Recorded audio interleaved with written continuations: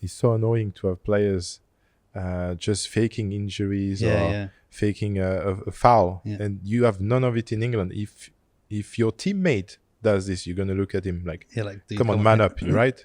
We don't do this here, and it slows down the game so much as well. It's part of the culture. It's a lot of drama, and they use it. It's a Latin culture. So when you look at the Spanish league, the Italian league, and the rest, you go Greece, Turkey, and on the other side as well, Morocco, Tunisia, Algeria. There's a lot of drama, and people exaggerate, and then it's part of the football. I mean, you can make a whole highlight reel of Italian football by just showing players going, "Come on!" Like, what's going on?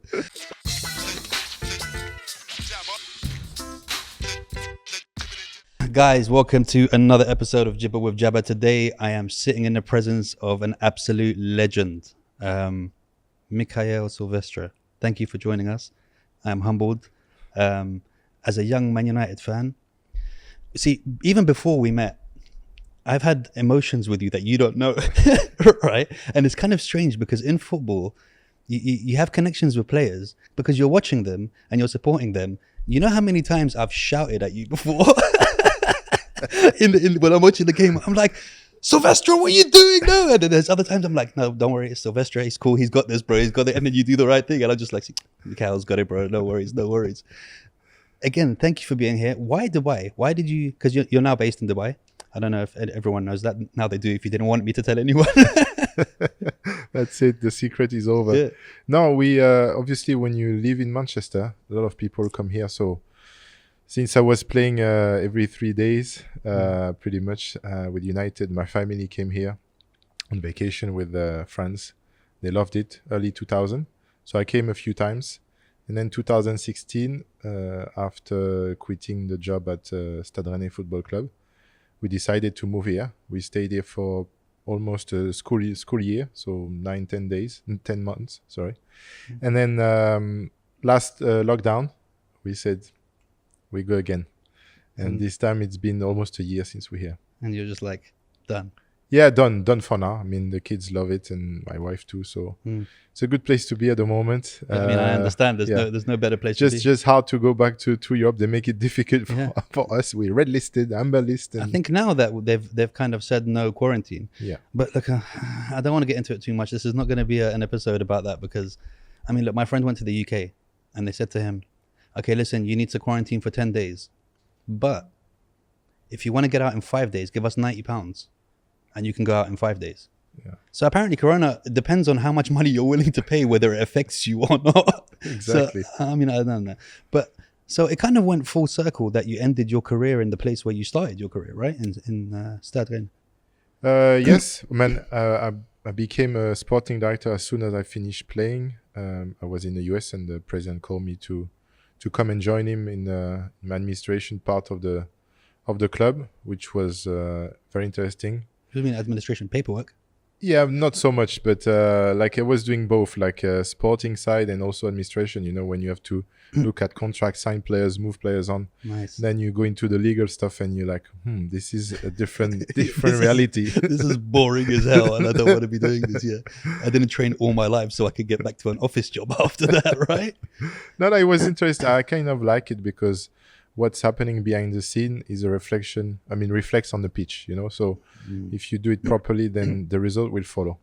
It's so linked. There is so much link. People don't see it from outside. Did you do it properly?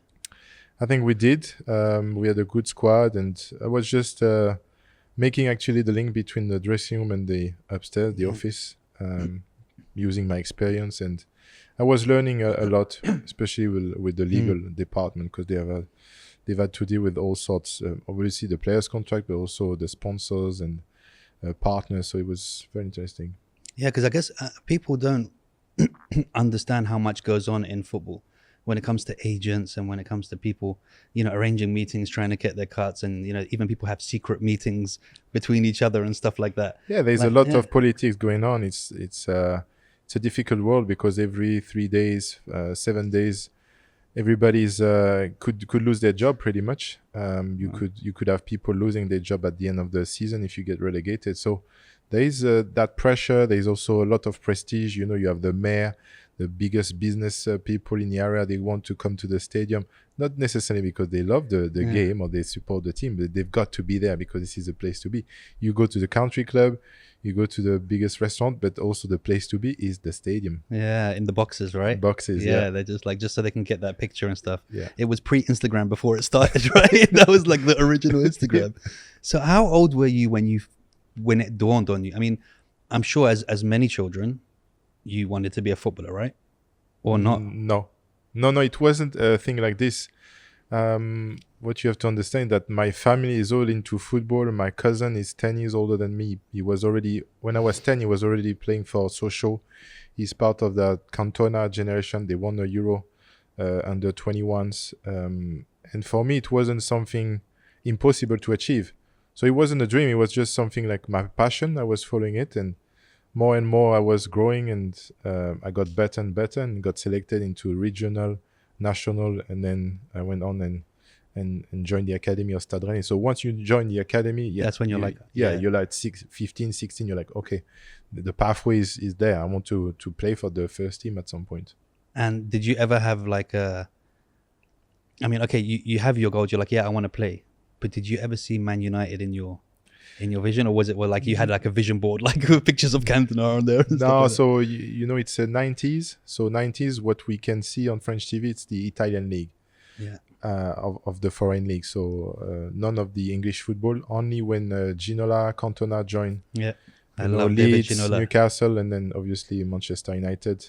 So we had the highlights, but mainly we could watch Italian football. That's probably why I went to Inter. Yeah. In 99. See, so you enjoyed ice skating then, basically, if you went like Italian football, right? What's the difference between Italian football? And you led yourself onto this question. I've even got it ready because, you know, we used to watch Italia 90 when I was younger, and it used to show all the games and all that stuff. And there was a lot of diving, like a lot of diving. Still is. And I was shocked a few years back. I went to San Siro, watch Inter, and I don't remember who they were playing against. Anyway, I saw so many players diving. I was like, man, if I was to go back and play in this time, I would be mental. I would be going crazy because it's so annoying to have players just faking injuries or faking a foul, and you have none of it in England. If your teammate does this, you're gonna look at him like, come on, man up, right? We don't do this here. And it slows down the game so much as well. Yeah, it's part of the culture. It's a lot of drama, and they use it. It's a Latin culture. So when you look at the Spanish league, the Italian league, and the rest, you go Greece, Turkey, and on the other side as well, Morocco, Tunisia, Algeria. There's a lot of drama, and people exaggerate, and then it's part of the football. I mean, you can make a whole highlight reel of Italian football by just showing players going, come on, like, what's going on? So Inter, how was that when you signed your contract to Inter? How did that feel, dude? This is something special because I knew I was going to join Inter a year before, so I had time to learn Italian and to get into the Italian mood. I was watching a lot more football in Italy as well, and as soon as I arrived, first training session, the guys are coming back from the World Cup '98 in France. So Yuri Djorkaeff is fresh world champion. Ronaldo is there. Zamorano, Simeone, Aaron Winter. The squad, that one. Yeah, the squad was amazing. So at the same time, Andrea Pirlo is joining. Sébastien Frey, my best friend, Ousmane Dabo. You have so many talented players in that squad. Nicola Ventola. Zamorano, I said? Yeah, Zamorano. Kanu, Taribo West, Recoba. So this team has won the UEFA Cup the year before in Paris, Parc des Princes. Amazing. Ronaldo, I don't know if you remember, in front of the goalkeeper. And when I'm watching this, I'm like, I'm joining this team. And then suddenly we're here in training and I'm doing my bit, and I can see people like, because they don't know who we are, you know, the youngsters, we are just turning 20. And they're like, who are these guys? And they look at us like, yes, they can play with us. They've got what it takes. So I got injured in pre-season, and then my first game for Inter was I came on against Real Madrid, halftime, Champions League qualifier or first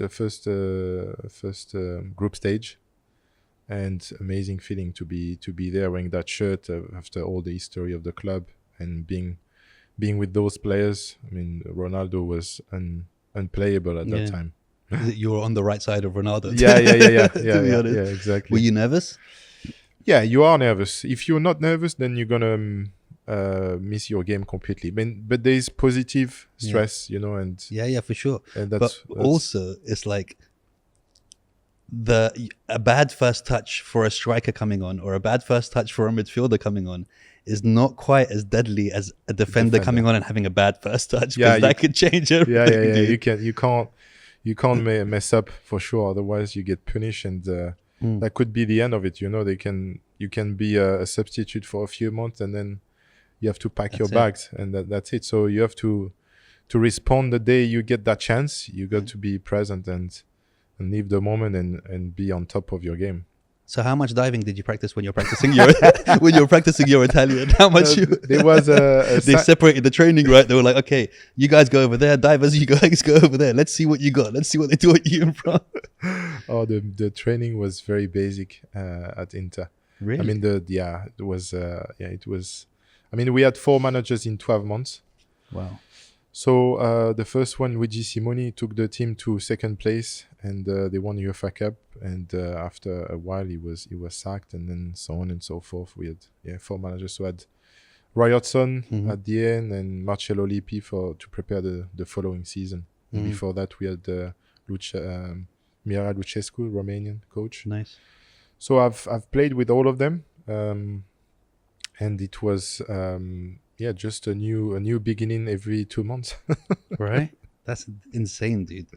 And especially like when you call home and you're just like, I was just with the boys, with Ronaldo and that, going for a coffee and stuff. And everyone must have been like, dude.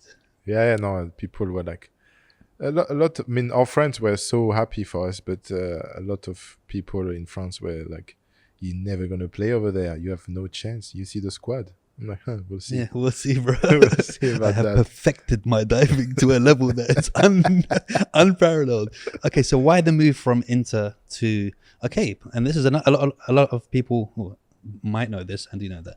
You first initially turned down Gerard Houllier for a spot in Liverpool, the French connection. Yeah, Gerard was my coach under 18, under 20.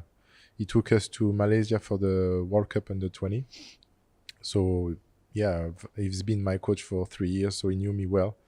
So he gave me a call and tried to lure me into Liverpool. But Liverpool at that time wasn't United, And also because I played against United the previous season in quarterfinal of Champions League, I knew what I was going to get in, So it was like, yes, this is the place. And so... A few days apart, Sir Alex called me after Gerard, and we had a conversation, a kind of conversation. He basically told you. He's broken French. My Scottish was terrible. Yeah. I was in Ukraine or Albania playing with national team, and straight away I said, this is something that I want to do. I mean, you say your Scottish is terrible. Scottish people's Scottish is terrible as well, bro. Do you know what I mean? It's not an easy language, to understand if you're not raised in England or that kind of stuff. So when that call came, was it a random call on your phone, or did you have it set up? Or no, I did set up with my agent. So it's 1999. The network for mobile phones is not great at that time, but we managed to do it. And I think we spoke. It felt like 10 minutes, but I think in reality it was 2 minutes. Really? Yeah, right? Wow, that must be an incredible time to get a call from Alex Ferguson. Yeah. I mean, I wouldn't mind getting a call from Sir Alex Ferguson saying, you parked your car in front of mine, can you move it please? Kind of thing. Let alone him telling you he wants you. So for someone who because the squad was no joke. The Man United squad then was no joke. Yeah. So for Sir Alex to go out of his way to get you, even must have given you such a boost and pride that, okay, he's got that and he still wants me. No, but again, at that time, we don't have so much information on Manchester United. So what I know is that, okay, Eric Cantona played for United. They just won the treble. I played against these guys. They are looking good. They won the league as well in the Premier League. So I think it's not a bad choice to make. It's not a bad choice, but I have no idea how much Sir Alex has done for United. I don't know about the other players, what they represent for the team, and what United represent in England, what they represent in the world. I have no idea, and it's something that I didn't regret. Yeah, for sure, because United are one of the only teams in the world. So in England, you have this very kind of like, you're supposed to support the team that your area is in. So I grew up in Kensington and Chelsea. I should have either supported Chelsea or Fulham.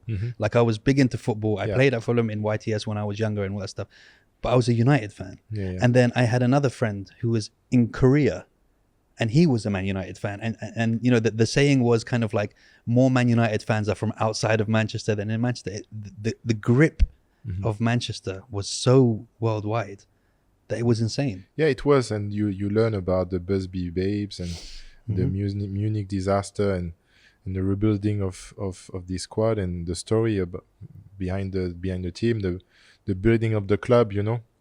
A friend of mine was into history of United, so he shared a lot of stories and he gave me a book. So it was very interesting.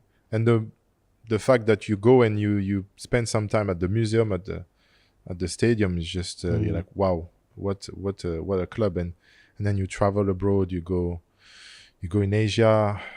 Now it's everywhere. The virus is everywhere in America and everywhere. And I can have discussion with the people around the world about United, because at some point they've seen me wearing the shirt and playing. So it's a fantastic position to be in, and I enjoy it. It's simple. Yeah, and to rub salt in the wound even more, your debut was against Liverpool. Yes.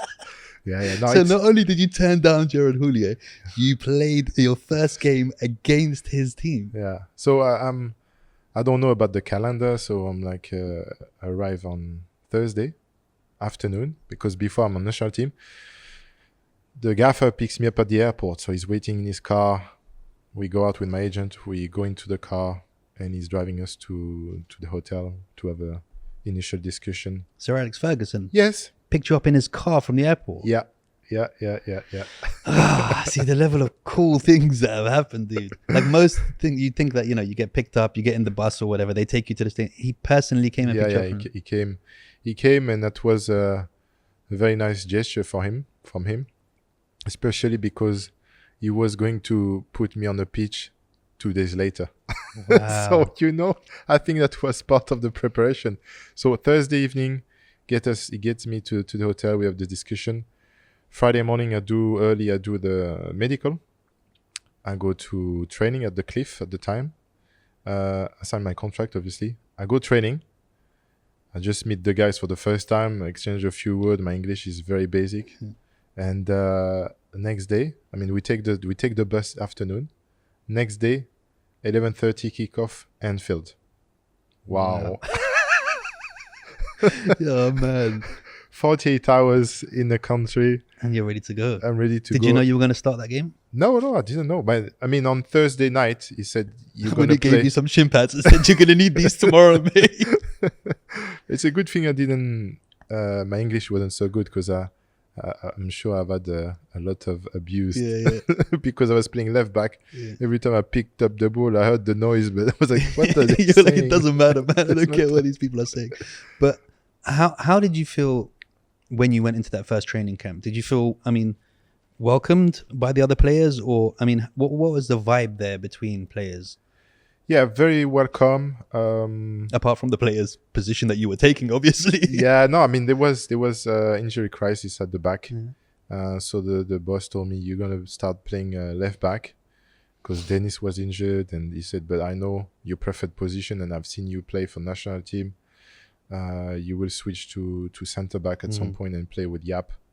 Because again, there's Ronnie Jansen was injured. Henning were not so great at the moment. This is before Patrice as well, right? Yeah, way before Patrice. So yeah, there was room for me on both positions, and straight away I played a lot of games. My first first season, I played pretty much all the games. Yeah. You mentioned Jaap Stam.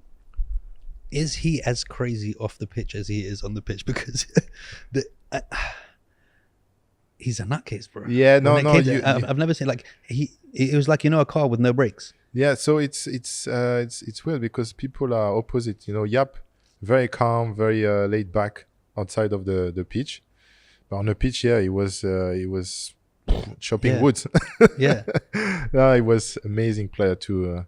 But he was doing it well. Yeah. And technically, he wasn't because you had the other players. I'm not going to mention Man United players because I know you need to kind of keep relationships.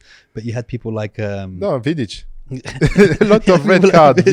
Vida collected. I think missed that session when they were like, "You're not supposed to make it look like you're trying to hurt someone." Yeah, but that was his strength, and after strikers were afraid of him, So yeah. I think it was beneficial to him, to his game, to the team. And Jaap was different. Yeah, he tried to win the ball more cleanly. I was the same. And when you talk about personalities, the opposite is the same would be Alan Smith. Yeah, was nutcase on the pitch, and so calm, so laid back, and nice,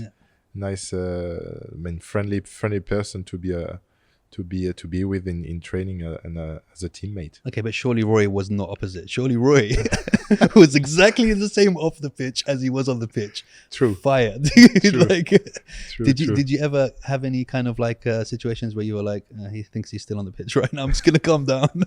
I'm gonna go to that side of the changing room. Yeah, no, Roy is a special character for sure. You want him in your team, and you want him in your army if you're going to war. Yeah, true. Also in your army.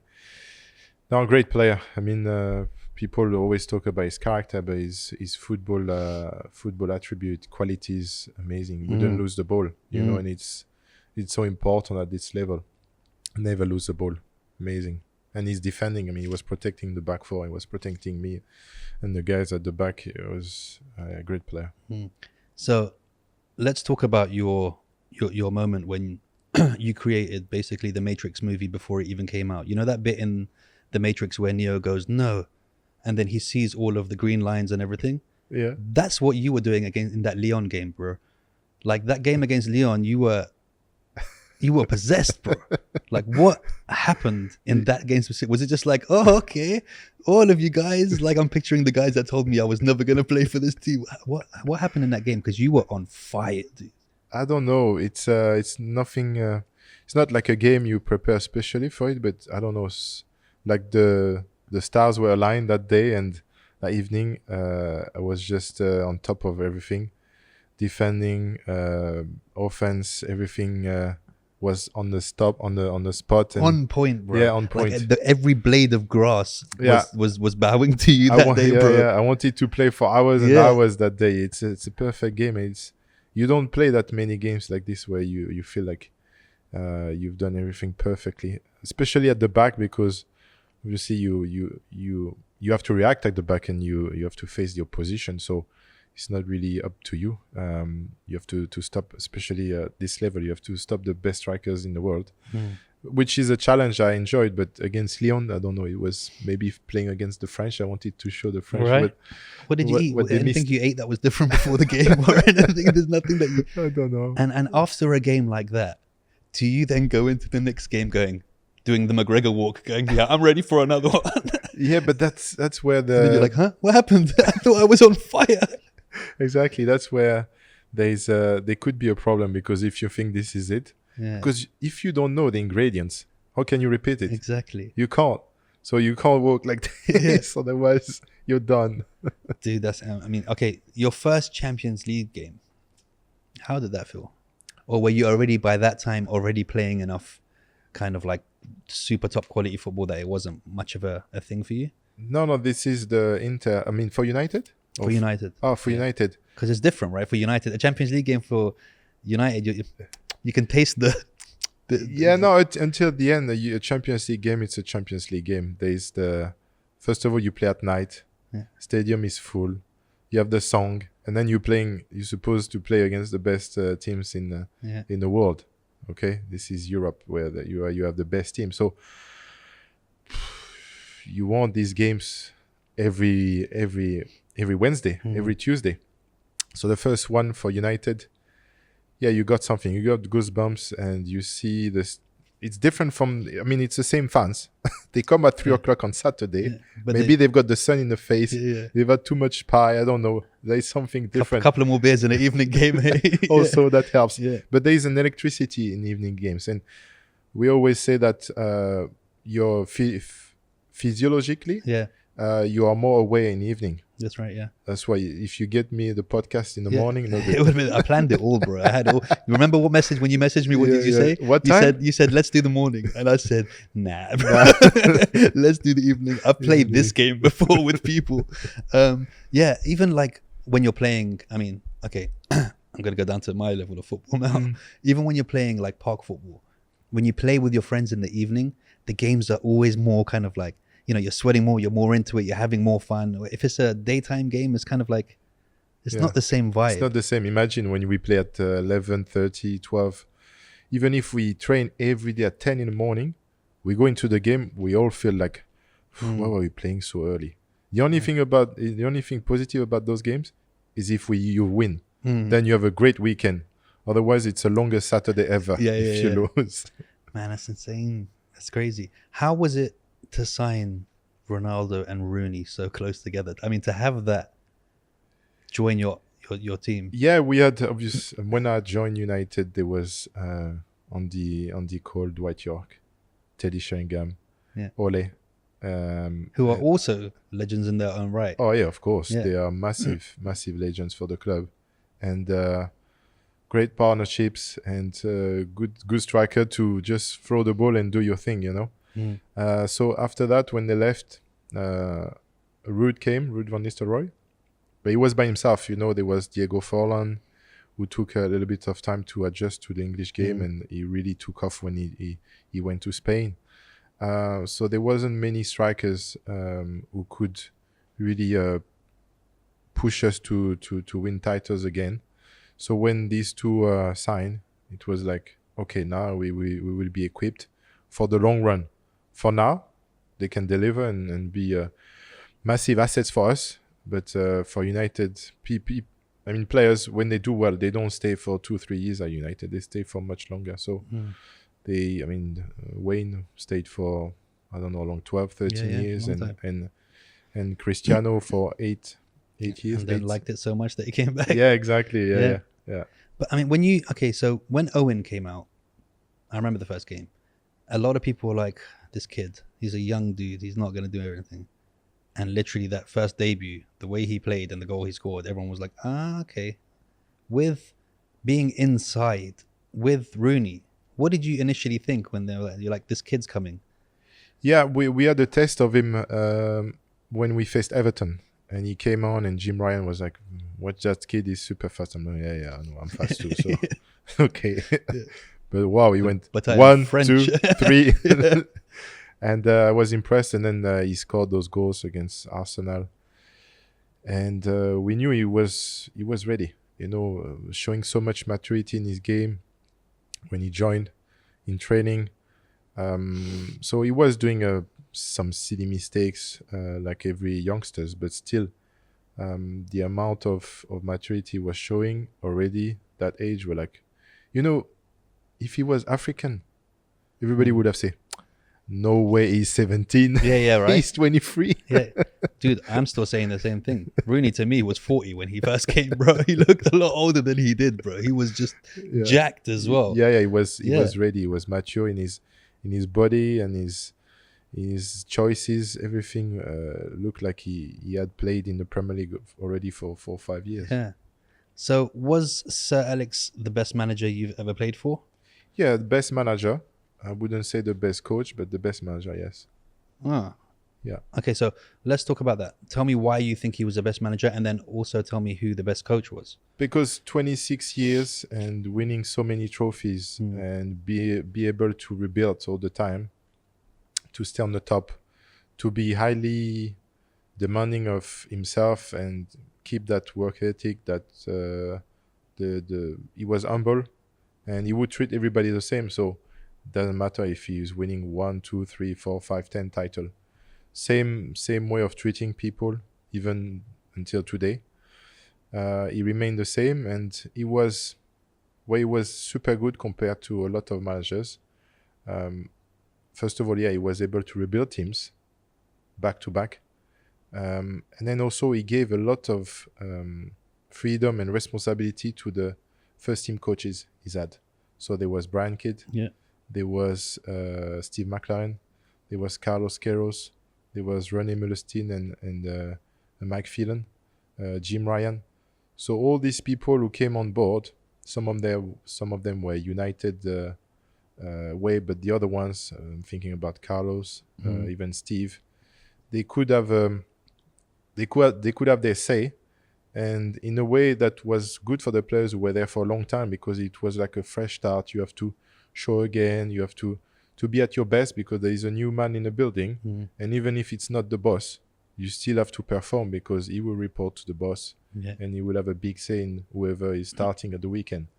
And they are different culture, different type of exercises, and it's important for the players. You need to stay entertained. If you come every day and are doing the same boring stuff, it's like if you interview me tomorrow and after tomorrow and the day after tomorrow, you're gonna be like, this is boring, Mikael. I mean, not me, because I'm amazing at doing this. I get what you're saying.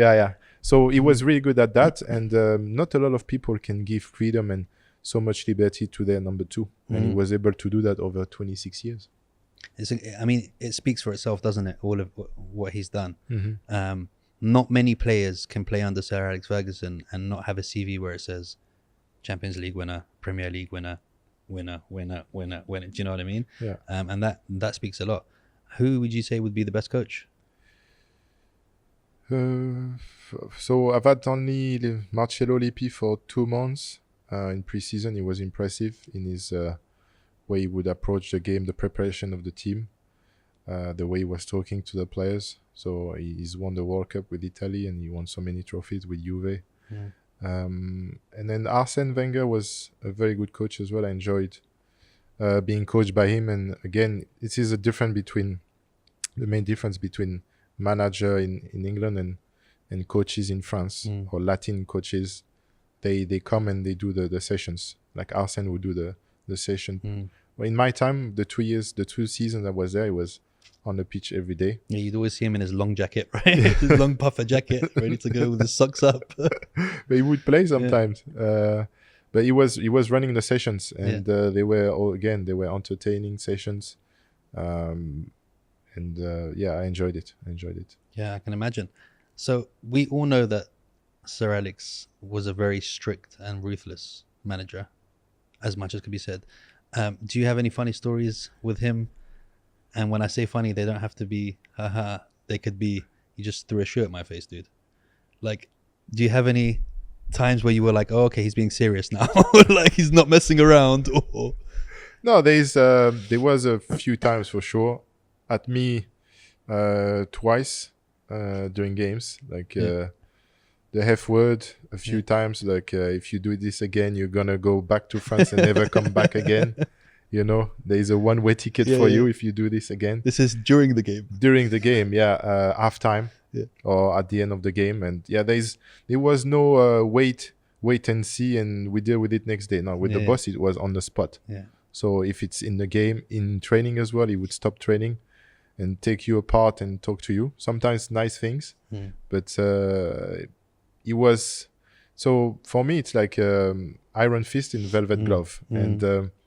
You would see a lot of velvet from him, but when it was like time to punch, to have a punchline, or not to punch someone, because he's never been brutal with any of the players, but he was straight into your face, and that was good because you knew where to stand, you knew exactly what he was thinking. And for the rest of the group, it's good. You know, when he's taking someone by the throat like this. You're like, not me. Yeah. Man, at the same time, it's a very difficult position to be in when you have to be friendly, be a father figure, but also demand respect, you know? Yeah, but I think it's natural for him. He didn't go into management school. It was just the way he was, you know, he brought up and grew up into this position. He's been he was a player, and then as soon as he became a manager, he took it to the point where football took over his life. Family came second, and that was true in every aspect. He would be there first thing in the morning. He would watch every football, talk to me about Marseille against Bordeaux at the weekend. He would watch any type of game. He would know the name of the academy player, their parents, and then the top players like Bex, and he would talk to everyone and would treat everybody the same. So it's impossible to repeat just what he's done. I don't see anybody at the moment who's up to the task. Yeah, I mean, it's a difficult situation because also from the outside, you don't really see how someone really is or how the team really goes. How does it work inside the club when it comes to, do you guys actually like each other? I mean, not just like each other, but do you hang out with each other? Is it because people assume, I mean, when we go to play football, we're playing with all our friends, but this is work, right? So it's not the same kind of thing. Yeah, it's different. What's the relationships like between? Every dressing room is different. You make friends along the way, but I think if you talk to all the players, the one friends they keep in football are the ones that they've known at the academy time. So when you are 15, 16, 17, 18, this age where you really bond and create something like, you're going to be friends forever. After, it's more about work, colleagues. You make friends, but it's not the same because at that time you've got your own life, you've got wife, kids, a girlfriend, and hopefully separately. You do your job. And then you go home, you rest, and you get to go to the restaurant with some of the guys. But since we are there together every day, we travel together, it's not like you want to spend your life with these guys outside also. Who was the worst person to travel with? Who was the messiest? Did you share rooms when you went to different countries for games, or you had your own rooms? No, quickly at Inter I was sharing room. But when I joined United, I was with the Quinton Fortune for the first season, and then everybody had their own rooms. I think United started making more money. Yeah. After the treble. Unitedly, you all made more money. After the treble. The club was spending more on travel, so we would have our own room, which was better because everybody has a different rhythm of sleeping. I'm an early bird, and I need my sleep also in the afternoon. So, it was better to be alone. Yeah. Who is your all-time favorite defensive partner that you've played with? I can't choose one. I've had the privilege to play with Beppe Bergomi at Inter, world champion, Yapstam, Rio, Wes, Ronnie Janssen, and then national team with Marcel Desailly. I played with William Gallas in national team as well, Lilian Thuram. So it was always good because these guys are top, and you want to be strong. You want to be strong as a partnership. You want to be strong for the team, and they were top defenders. So for me, it was amazing to be able to play with them. But who did you feel connected most with you? Who did you feel most comfortable? I mean, I know it was a privilege to be around all these guys, but was there anyone that you felt your styles together worked better than others? No, because before there was more like a number 4 and a number 5. You see what I mean? So one is more ball player, one is more defender, but you just want the guy next to you to be solid, good on the ball, but also defensively. Especially at the beginning when I joined United, most of the time we would play against 2 strikers. Now it's like 2v1. They've got to deal with 1. Yeah. You have 1 Lukaku, you have 1 Cristiano Ronaldo. At City, you don't even have a striker. Yeah, exactly. Or at the time, you have 1 Aguero. In my time, we would play against 2 strikers. So with Yap, with Rio, with Wes, we had to be on top of our game to stop those guys, and it was fun. It must have been fun, man. Yeah. Is there any specific halftime speech that you remember that changed the game for you guys? Is there anything that stands out for you where you guys weren't on top or a halftime speech that really kind of like you guys went out there and you were different people? Yeah, there's one halftime, which is the Spurs game. We were losing 3-0 halftime, and I was on the bench. So halftime, I'm switching for Dennis, I think, and we just destroyed Tottenham in the second half. We scored 5 goals, and the team was like, I don't recognize this team. Yeah, this is not Manchester United. Yeah. And we're like, yeah, this is not Manchester United. So it was after full on, like, I think there was a lack of urgency in the first half, and the gaffer went mad at us for 15 minutes. I mean, 10 minutes really. And he changed me and maybe another player, and that was it. After we went full on, like, attack after attack after attack, and Spurs couldn't resist. Handle it. I remember that game because that was one of the games where I wasn't shouting at you. Like, I don't know why. Sometimes you feel like they hear what you're saying. Like, no, go left. And you're just, it's at a TV, dude. Like, what are you doing? You're so emotionally invested that you feel like you're on the pitch with you. Yeah. It's insane. Were you always a defender? Because you're very attack minded in the way that you play. Yeah, no, I was midfield until the age of 17, 18. So when I joined the Academy of Rennes, and then when I joined the first team, there was nobody to play left back, and they thought I had enough technique and physique to play that position, so they dropped me there, and I started playing left back and then centre back as well for the national team under 18, under 20, something like this, and I became a defender. So around the age of 18, but still had that drive, and I was attracted by going forward and create something, and not score goals, but provide for others and be involved in the attacking side of the game. Also because I had stamina to burn and energy to burn, so I wanted to give it to the team. Yeah, because I always noticed that about you. Like, you had a pair of legs on you, you could run, dude. There's one thing that is like one thing you could rely on. That even if you're not having a good game, you're still running the whole game, of thing. Yeah, and you were always kind of like, I think, like, you didn't see many people doing it. I mean, you started to get the Coles and Coles and these kind of players that used to come back and forward a lot more. Yeah. But not in your time. In the beginning of your time, there weren't many players that were doing that were kind of like. Yeah, there was. I mean, my model on this position were Roberto Carlos and Lizarazu, and they were those types where they were going up and down the pitch. So because I had that aerobic capacity, was one of the top, with Bex and Dwight and some of the other guys in the team.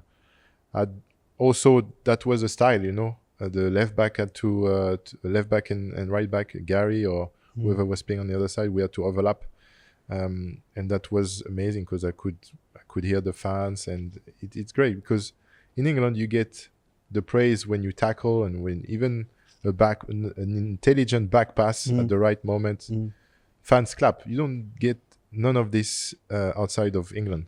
Oh, really? So as a defender, you don't get the praise, but when you go forward, yes, you get a lot more. Because you were doing stuff like you were saying, overlapping runs and stuff that most defenders aren't really taught, that kind of stuff. Do you know what I mean? Pass the ball, run around behind them around the outside, and go down and get the touch after, that kind of thing. So I was wondering whether that was kind of a French thing where you learned, because I mean, football is different all around. Yeah. I mean, like I said, so I played football when I was younger, and when I was playing in England, I very much modeled myself on Bex. So it was like that long ball all the time. I went to Croatia and I was training in a team called the Hrvatski Dragovoljac. And I remember the first training that I did there, I did a long ball. I did that, that guy that comes from England, did that long ball, and the guy just stopped the whole game. And he was like, yeah, no, bro. No. We're not doing that ever again. Like, ever again, dude. And I was like, what do you mean? Like, because the pass went perfect to the guy. Right. But he was like, no, this is not how we play here. And Croatia completely changed the way I thought about football. Everything they did was on the floor. Everything. Yeah. And it was just like, oh, so this is not the way that everyone plays all around the world. I saw some crazy players out there. And Prozinecki, the guy used to smoke and drink at half time, dude. Yeah. Literally smoke cigarettes, sitting there and drink at half time. Is it crazy to think that some of the people are like that, like the old school ways of doing things? Because you look at old football as well. That's how they were, right? The origins of football. Yeah. they weren't healthy and you know, like it is now, and you know, it's like now it's like kind of like, I mean, correct me if I'm wrong, because there could be obviously players that are still, you know, doing it. But now it's like, remember in Rocky when he's fighting against Ivan Drago and he's got all those, you know, the guys helping him, and he's got the machines and all that stuff, and Rocky's training the old school way, lifting stuff like that. Like back in the day, it was just like, oh, we're playing on the weekend. That's it. I'm not changing nothing about my life. That's it. And I'm just going there. No diet, no nothing. Just enjoy and play. And it was more based on qualities than preparation, that's for sure. So what would you say is the best style of football in the world when it comes to countries? Or no, I mean, everybody has a different sensibility in terms of what they prefer to watch and how they see football. So, but after the only major championship I didn't play was Spain. So I've played in Bundesliga, I played in France, I played in Italy. And I must say, in terms of entertainment, England is the best, because it doesn't stop. It doesn't matter which level you watch, Championship, Premier League, even you go down League 1, League 2. There is always that desire to go to the opposite side, the fastest. And if the fan don't see that, they will boo. I mean, they will boo, and they won't go to the stadium. That's what they want. There is a demand. And even if you come from abroad, and there's a lot of foreigners in the Premier League, this is the key for the English football. It's when we say the speed, the pace, it's because the fans and the culture, that's the way it is. And it's not changing. It doesn't matter if we are in 1999 when I joined, or if we are now in 2021. There is still that speed, because that's what the fans are expecting. The new generation, that's what they want to see. And that's the beauty of the game. And for me, as a spectator now, as a fan, I prefer to watch English game than Italian or Spanish football. Apart from the commentating, because Mexican commentating, there's nothing like it. Like, it's like the best ever. Do you feel like, being a defender, do you feel like strikers kind of get a bit more of the limelight? They're cooler because they're the ones, you know, scoring the goals in midfielders, even though you guys have a very important job, and the goalkeeper has a very important job. But it seems like the further you go down, the less fashionable it is, the less cool the job is. You get you get the headlines, but for the wrong reason. The further from the goal you are, from the opposite goal. So the strikers, they've got the headlines, but they are also under a lot of pressure, you know, because they don't score, then they put the team in trouble.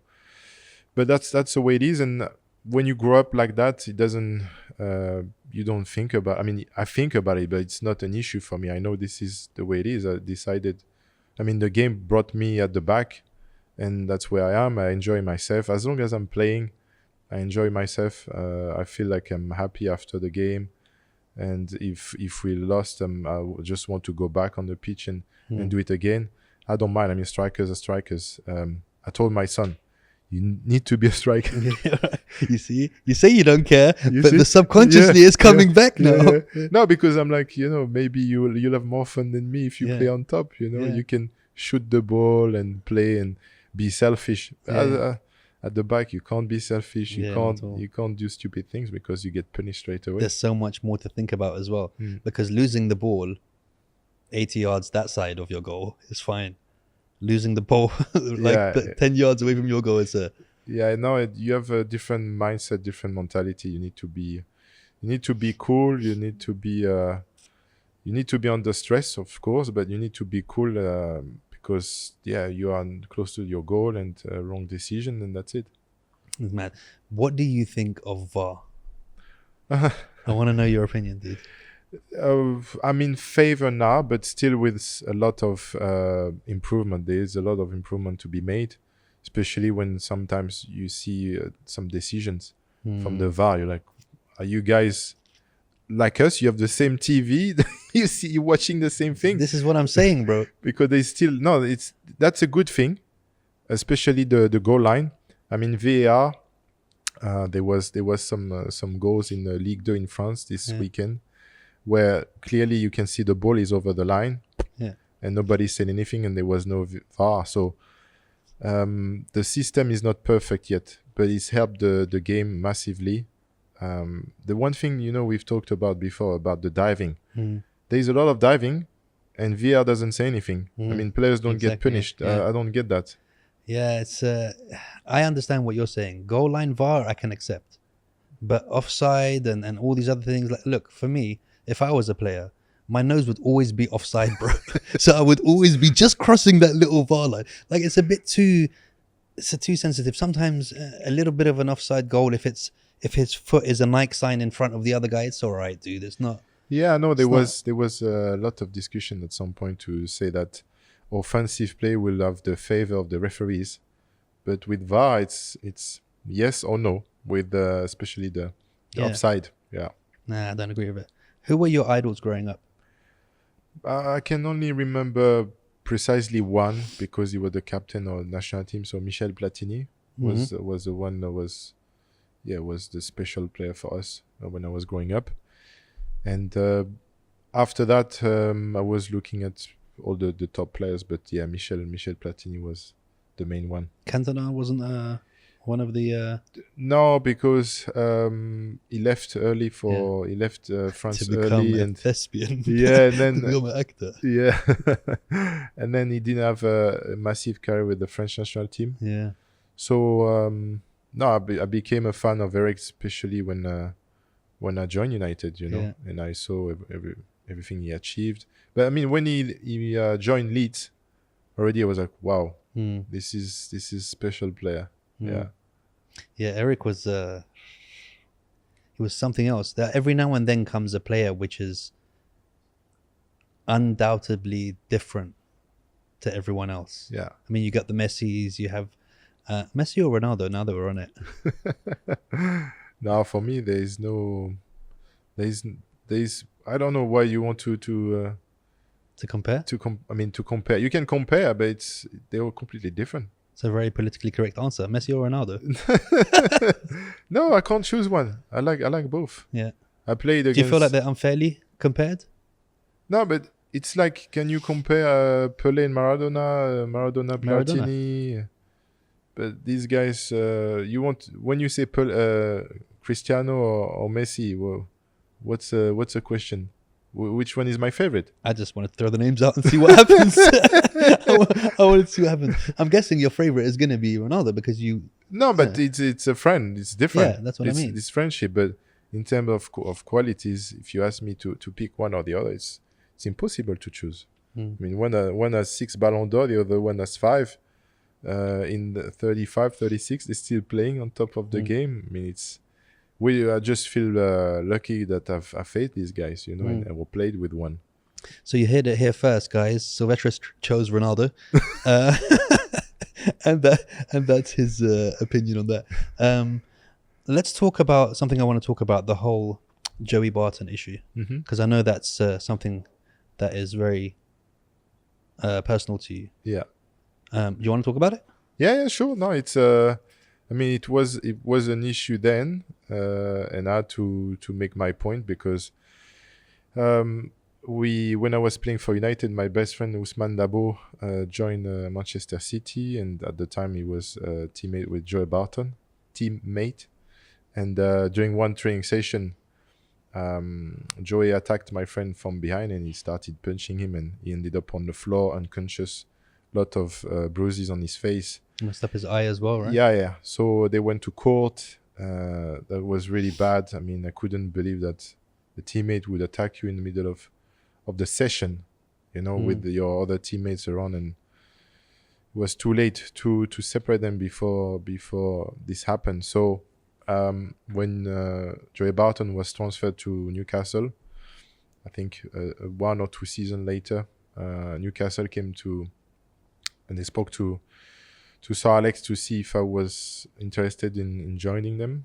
And straight away I said, there is no chance I would share a dressing room with this guy after what he's done. I mean, I can't be ignoring the fact that he attacked my best friend. And I think if he would have done this to anybody else, I would have reacted the same. I said, no, I don't want to share a dressing room with this guy. How can you be fighting for the same team?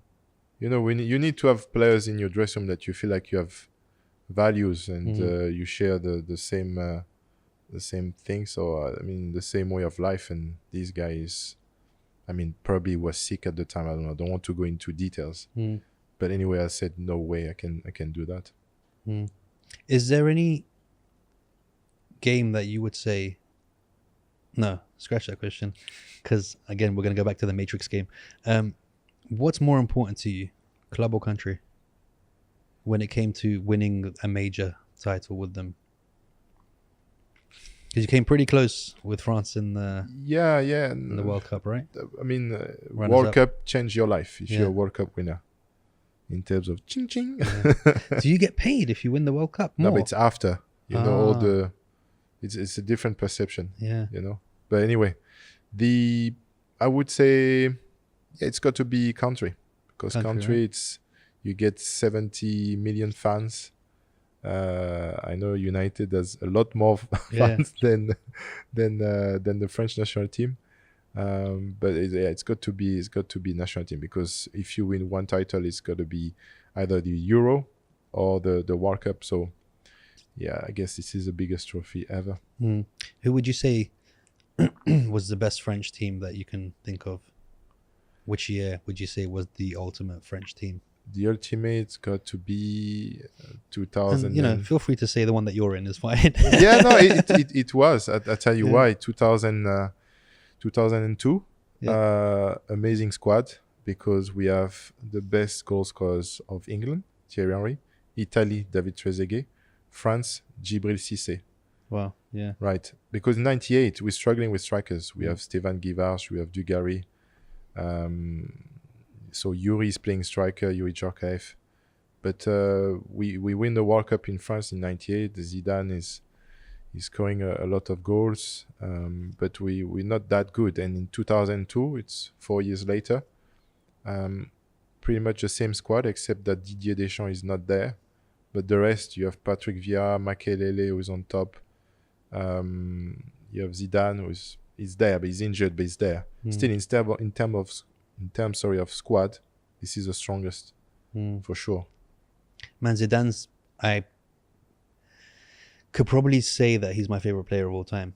Yeah. I know there's a lot of others that are up there, the Maradonas and the Pelés, but I literally modeled everything I did on Zidane.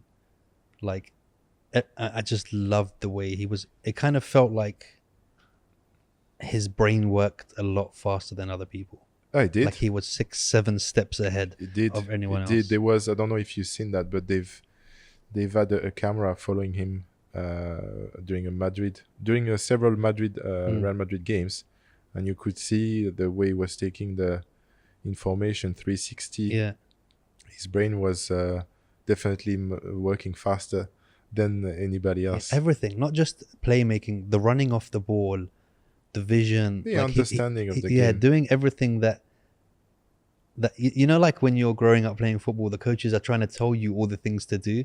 It's like he's that one kid that picked them all up. Yeah. Do you know what I mean? Yeah. And then put them to the... No, he was doing a different sport than the rest of us. Yeah, it's crazy. I mean, he's just... how was it to play with Zidane? Well, I was just... Don't ruin it for me. Don't tell me like he's a horrible person and stuff. You're going to ruin my whole I knew that childhood. if I recovered the ball, I was looking, where's Zizou? Yeah. Where's Zizou? Yeah. Man, it's incredible. Who is your favorite player to watch now? To watch? I don't know. We've watched so many amazing players over the years. Like if I was to say to you, who's the best player in the last 10 years? Ronaldo. You heard it again, guys. Ronaldo over Messi. Do you really think Ronaldo? No, he's not the only one, because I put Messi there.